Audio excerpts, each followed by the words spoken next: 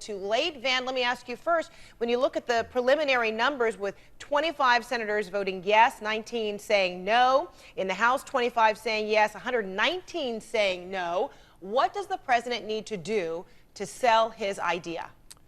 Yeah, well, first of all, I don't think it's going to pass. I don't think it should pass. I don't think we've done enough to exhaust our diplomatic opportunities. I don't think we built a global coalition. I don't think we've gone to the UN. So I'm more of a dove on this. But I think the president has to make a decision. Right now, he's not hawkish enough for the hawks who want to go in for real. He's not dovish enough for the dove. And so he's kind of sitting between the middle. He's kind of falling between the cracks. Being a moderate in this is hurting him. He's got to make, if he wants us to engage, he's got to make a strong case for that. He's got to lay out a strategy to how we actually have this work out well for us and the Syrian people. If he does not do that Tuesday night, everybody goes to either the hawkish side or the dovish side, and he's left by himself. I see. Something tells me you're going to be in agreement here.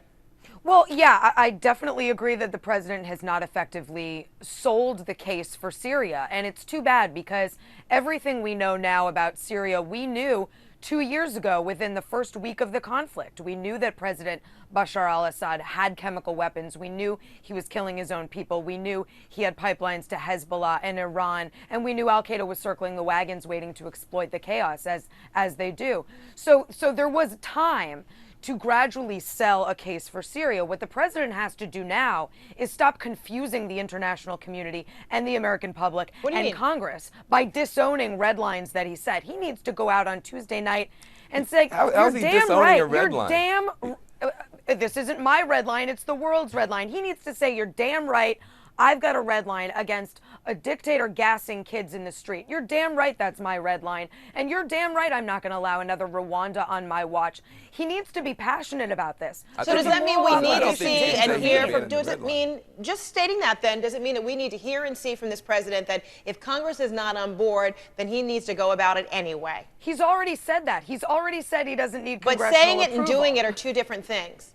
Yeah, you're right. He's got to put his money where his mouth is. And he's got to say, look, I want an international coalition. I want Congress to be on board. I want the American people to understand why I'm doing this, but I'm doing it without them. Van?